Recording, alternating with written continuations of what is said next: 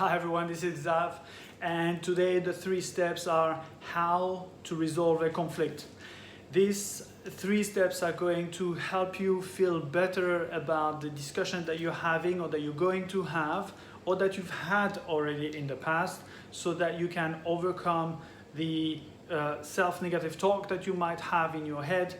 And have you ever noticed how much time we're spending with people in our heads as opposed to facing each other? And I'm not talking about virtually facing, I'm talking about the fact that we are having so much in our heads about the conversation that happened and what he or she said and how she could have said that, or anything else that is going on in our heads.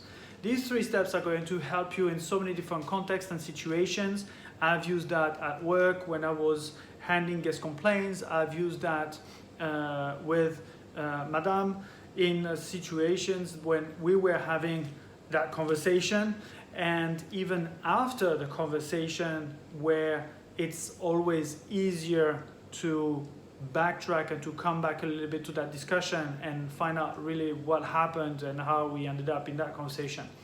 I've also used this with my daughter when she was bullied at school, and it felt so connected to me because I was bullied when I was between 10 and 14 for several years, and I know the feeling, so I knew what was going on in there, I knew what she was going through, and I could help her much better.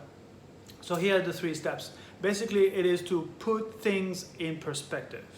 And P-U-T stands for pause. P for pause. The first thing is that when we are in a conflict, when we are in a discussion or an argument, the first thing is that we tend to be very emotional about the situation. And I'm not saying that we should remain completely distant and not feeling connected to the person you're having the discussion with, but it is really about having too many emotions coming out and not being able to understand what's going on in the situation. I give you a hint already with a U, that's understand. So P is pause. You can have different ways of handling the situation and handling yourself and your emotional state, but that is really about managing your own state in that situation. So P, pause. You can do a deep breath, you can do a double breath, which is,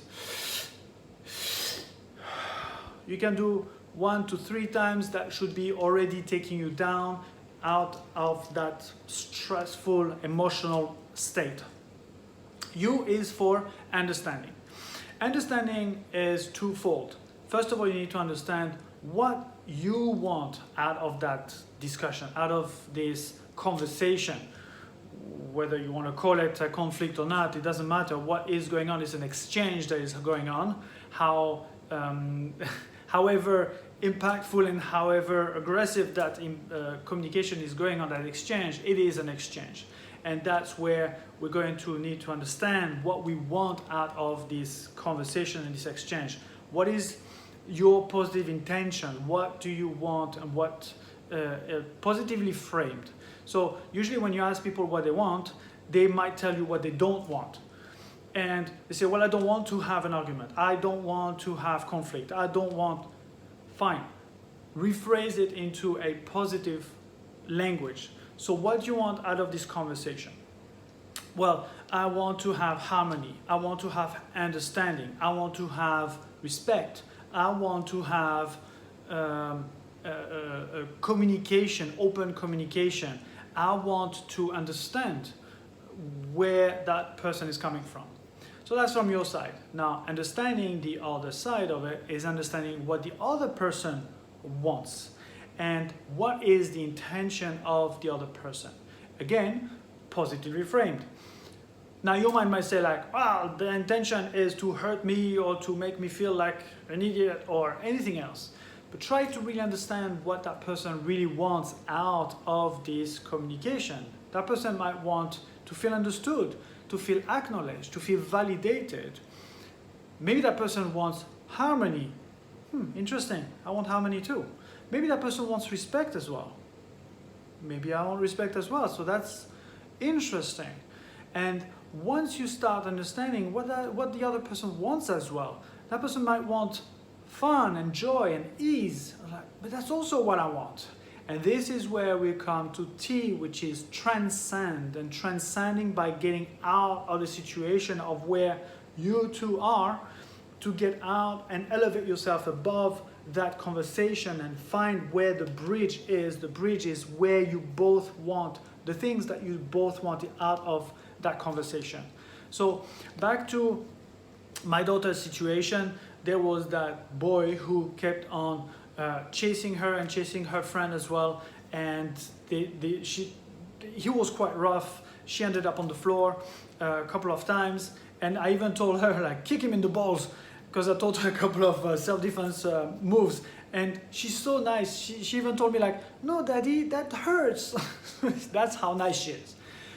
So we went through that process. She was running away with her friend and hiding in the school, and I was very concerned because the school the teachers who were in the courtyard were not always paying attention to the kids, and the gates were open, so I was really concerned that they might get out of the school running away from that kid. So we went through that process, and I asked her, okay, so now you're not in that situation. Pause. Out of the situation, calm down. When you start relating again a situation that have happened, your body starts to get the same emotional response that you were having at the time. Your heartbeat gets increases. You might start to feel hotter and start to raise your voice as well as, this is what he said, or this is what she said, and that person is not there anymore. The discussion happened already, but you're still coming back to it. So pause. So she took a deep breath, couple of deep breaths, and relaxed. Understand. I asked her what could be the intention of that boy. What does he want, and what do you want? So going back in there, what does he want? She came up with the ideas of he wants to play, he wants fun, he wants to laugh, he wants to run around, and she wanted the same thing, and that's where she understood that actually they both wanted the same thing. So she transcended that situation and not being there anymore. Consequence of that was that the very next day when we did that little exercise, that just took a couple of minutes really, the boy stopped. All of a sudden, he stopped. He ended up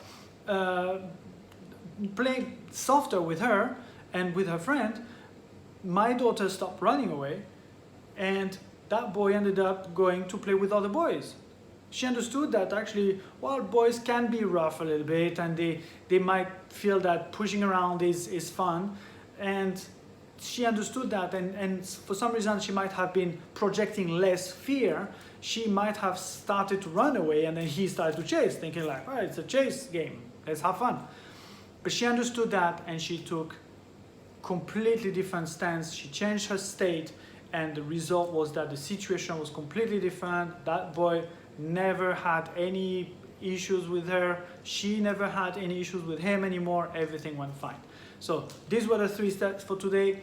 Put things in perspective, pause, understand, and transcend the situation so you understand where you're both meeting. All right, guys, I hope this helped you.